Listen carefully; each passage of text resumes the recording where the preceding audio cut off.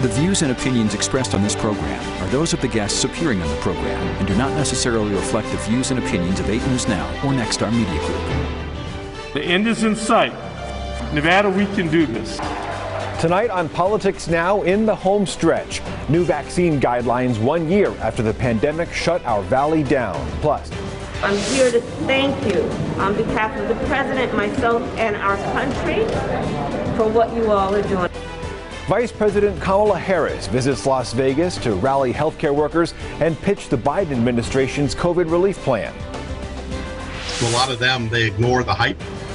Nevada police unions weigh in on several reform bills being considered in the Nevada legislature. From 8 News Now, this is Politics Now. This is affecting the lives of our citizens. People are dying. It's incumbent upon the citizens of this state to take this seriously. That is Governor Steve Sisolak 1 year ago this week, shutting Nevada down and telling all of us to stay home. It was the start of the pandemic. The Las Vegas Strip was closed. It was eerily quiet, dark for the first time since the JFK assassination in 1963. Well, this kicked off our 1 year roller coaster with COVID-19. Fast forward now to today. More Nevadans are getting the vaccine. Our economy is slowly returning to normal. This week, Governor Sisolak announced all Nevadans aged 16 and older with an underlying health condition can get the vaccine starting on Monday. On April 5th, everybody in the state, health condition or no, 16 and older, is eligible. Nevada is now getting nearly 65,000 doses of the vaccine every week from the federal government. With more shipments coming soon, the governor says he's hopeful for the future. Nevada will be the safest place to have a convention or come and visit. It will be safe for the tourists and business travelers. It will be safe for employees, and it will be safe for their families. Still, Governor Sisolak is urging everyone to be patient with vaccines. The actual availability of vaccine appointments is going to depend on the allocation of doses from the federal government. This week, Kamala Harris, the vice president, made her first visit to Las Vegas since she got her new job. Her stop in the valley was part of a tour touting the Biden administration's COVID relief efforts. And the I-Team's David Charnes is here to tell us about the visit. David. Well, John, the president and vice president are essentially going around the country selling that huge American Rescue Plan, that giant $1.9 trillion spending package that includes those stimulus checks for most of us. The vice president starting her visit right here in Las Vegas with a stop at a UNLV vaccination site. I'm here to thank you on behalf of the president, myself, and our country for what you all are doing. I know it takes a lot out of you. We got light at the end of the tunnel. You got the most amazing governor we can imagine. She chatted with nursing and med students there and thanked them all for their work. She and her husband also visited the Culinary Academy of Las Vegas, where the Community Food Assistance Program has donated nearly 13 million pounds of food just during the pandemic alone. The vice president speaking about how the rescue plan benefits students and union members, including those extended unemployment benefits through September and the child tax credit of $3,000. President Biden, you'll remember a while back, he said, help is on the way. And then he signed that American Rescue Plan, so I would say, help is here. Help is here.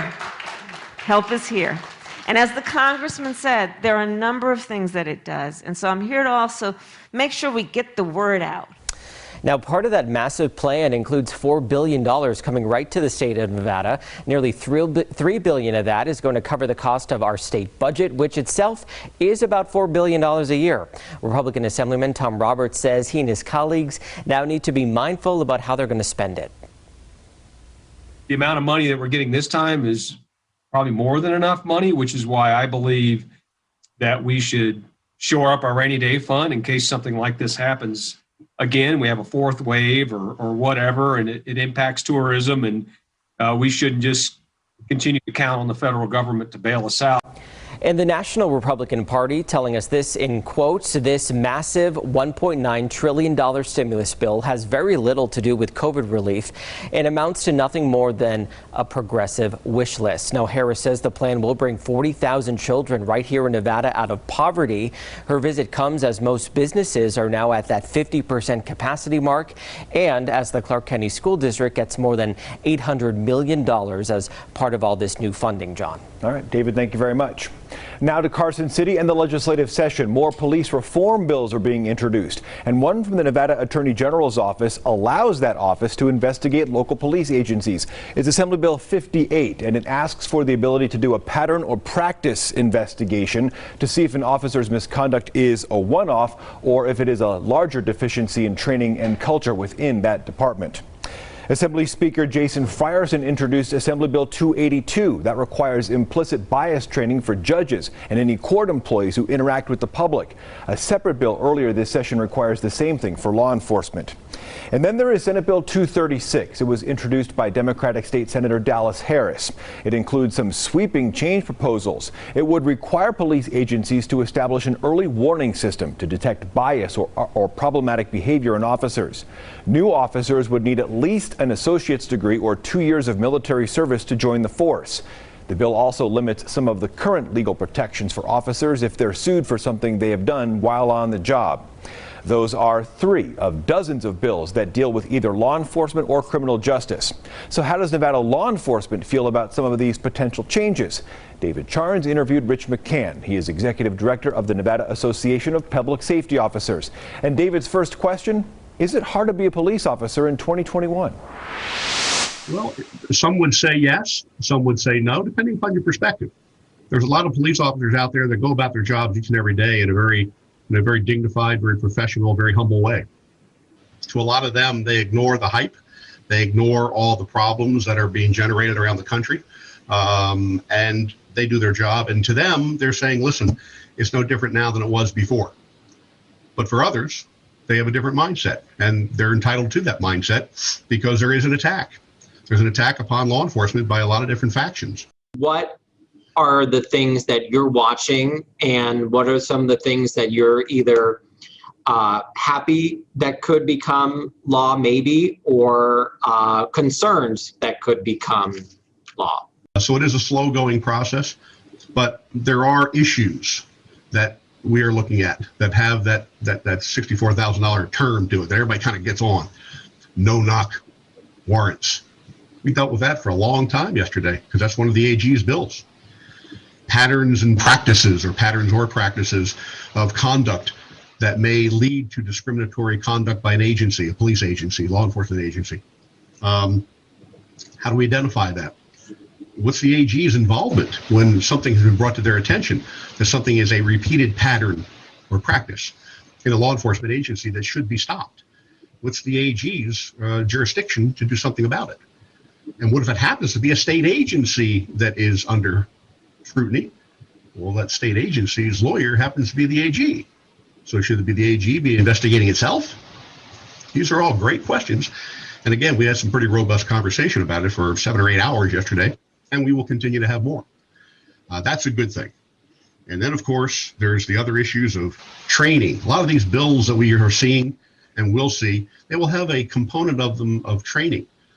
You just can't tell cops, change your stripes overnight. How do you, in your position, advocate for or against these proposals that are basically changing how one does their job? Well, yesterday was a good example on, for example, the no-knock warrants. This may hit a little bit upon what your question is. Getting rid of no-knock warrants. Nope, no more no-knock warrants. Is that the only thing we're deciding to do? Well, that means it's a one-word bill, yes or no. Well, there's obviously much more to it than that. We talked in great time consumption about, well, who can request a no-knock warrant? Admittedly, our law enforcement officers who were represented at that meeting yesterday across the board said they can count on one hand over a long career the number of times that a no-knock warrant has been used by their agency. So it's not as prevalent as people think it is. Every case is not Breonna Taylor. That's nothing to say anything about Breonna Taylor. God love that situation. But not every case is that. But this was born out of as a result of that. We know that. Let's call it what it is. This situation, a lot of our situations were born out of police conduct that may have gone awry, or at least allegedly did, even if ultimately the proof is that it did not. So in Breonna Taylor's case, and the no-knock warrant concern that the world now has, they didn't know what they were before, but now they are. You just don't say yay or nay. Well, who is qualified to request a no-knock warrant? More importantly, what standards must be met before a judge? Remember, it's a warrant. I don't issue a warrant. You don't issue a warrant. Judges issue warrants based upon probable cause. Maybe we need to make those standards that a judge looks at more stringent. So that's part of the discussion. I'll point out McCann's union represents mostly state law enforcement officers and other jurisdictions like Henderson Police, not Metro Police, though. That's a different union. Now, the no-knock warrant bill that McCann mentioned, that's Senate Bill 50. It did pass its Senate committee this week.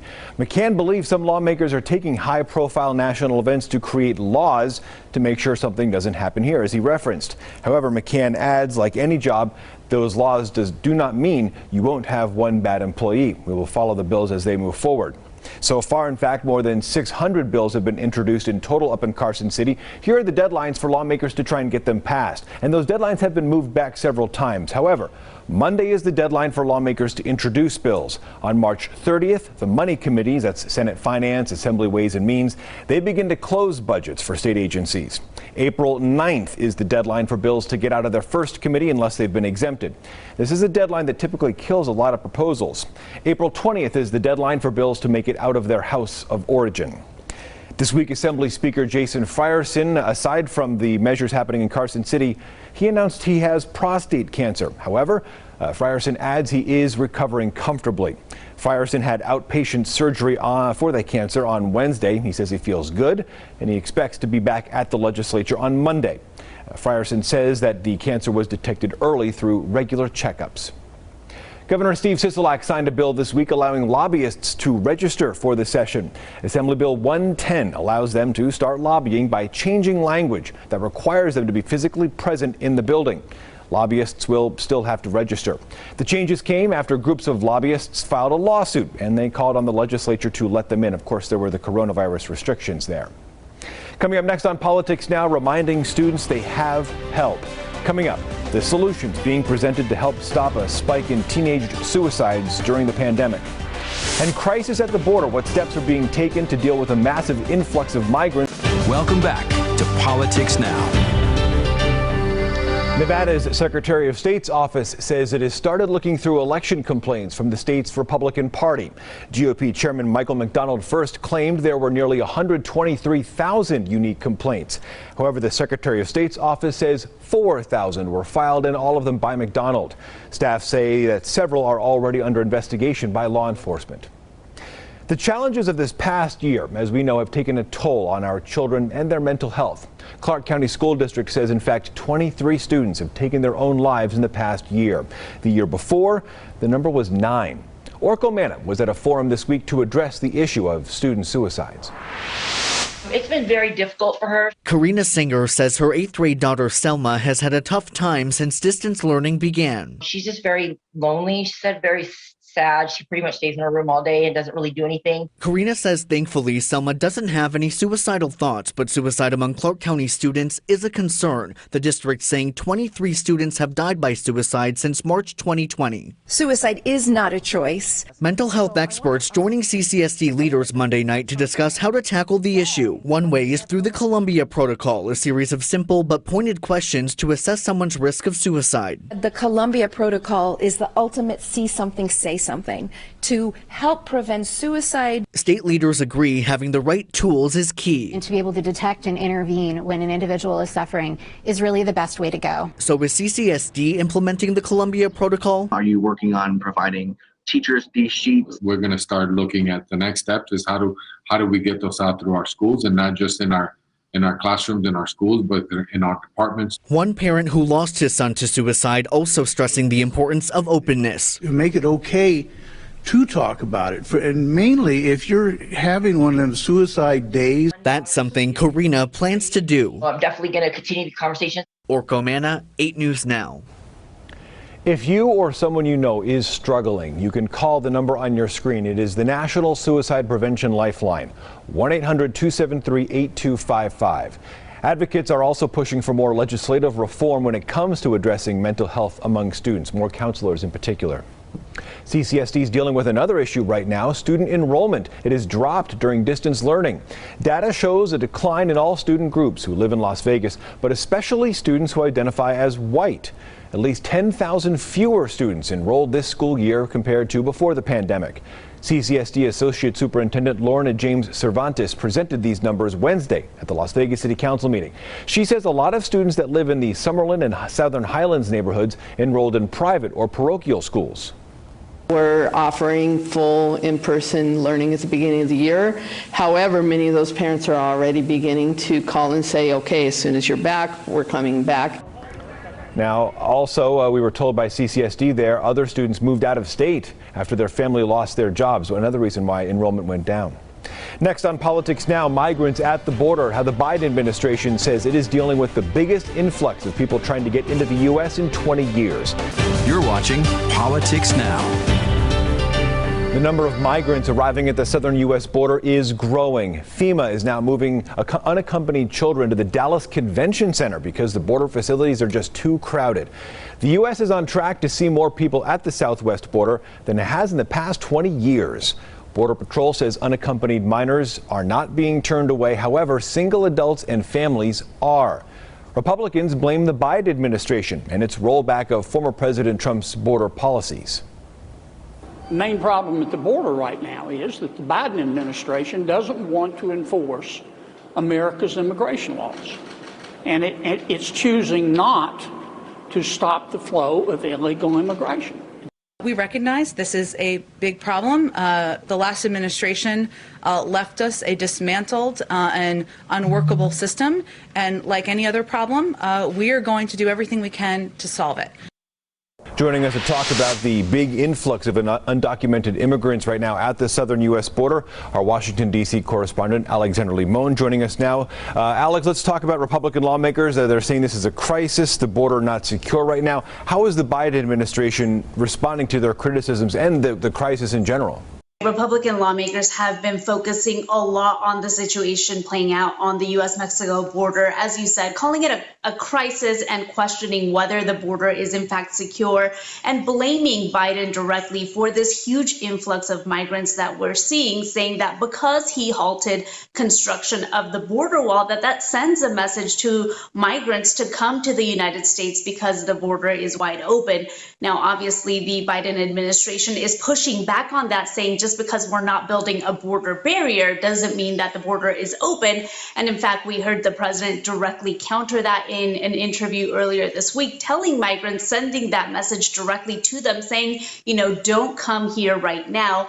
We've also seen the Secretary of DHS, Alejandro Mayorkas, testify before Congress this week, and he sort of tiptoed around calling it a crisis, not actually using that word, but admitting that the situation is very difficult and that we are seeing record numbers of migrants show up at the border. At the same time, though, we've also heard from the border officials who are actually, there on the ground along the border saying, yes, this is a huge influx. We're seeing a lot of undocumented children arriving alone at the border as well. So that's a huge concern. But they say that it's a really large number of people compared to this time last year. But the numbers actually started to rise a little at the end of 2020. That's when we started to see the uptick. So it's tied to a few different things, not only the election, but potentially also the pandemic and all of the lockdowns that we really saw around the world, during the summer. Aside from the semantics, what is the White House doing to try and deal with the issue, whether they call it a crisis or not? They are expelling migrants who don't qualify for asylum and having them leave the United States. So they're not just accepting everyone, but they are also at the same time increasing the holding capacity at different types of DHS facilities for those people who are seeking asylum who may qualify. We've heard from different administration officials saying that they're trying to work to make the asylum system work in a faster and fairer way. But that's obviously going to take some time because obviously for years now, there's been this huge backlog of hundreds of thousands of immigration cases. So that's something that they're working toward, but it'll be interesting to see how quickly that can actually happen, expediting these cases through the system. And that was Alexandra Limon from Washington, D.C. Nevada Democratic Senator Catherine Cortez Masto is reintroducing two pieces of legislation to try and address housing discrimination. One law would require large banks and credit unions that provide mortgages to make their information public. That would give the government data to try and keep them accountable. It's already being collected. It's just not being shared with government agencies and advocates who want to protect and guard against discrimination. So my legislation actually allows for that information, that data to be shared again. If passed, one law would fund a nationwide fair housing plan. Senator Cortez Masto says they would also reinstate protections to make sure lenders are held accountable if they discriminate. Next on Politics Now, Ambassador Dina Titus. Coming up, the country Nevada's Congresswoman might soon be an envoy to. You're watching Politics Now. Nevada Congresswoman Dina Titus says she's interested in an ambassadorship to Greece. This is a story first reported by the New York Times and confirmed by our I-team. Titus was the first prominent Nevada politician to endorse Joe Biden during his presidential campaign. If she were picked, there would be a special election for her seat. Congressional District 1 is a very heavy Democratic district here in Nevada, and it is likely the party would keep that seat. Here's what we are watching coming up this week. We are keeping an eye on some last-minute bills up at the legislative session. The deadline for lawmakers to submit bills up in Carson City has been extended twice already. The deadline now is Monday, and we are expecting a flurry of last-minute legislation. We will keep an eye on them, and hopefully you will as well. Thank you for watching Politics Now. Stay up to date online, 8newsnow.com. We'll see you right back here next week.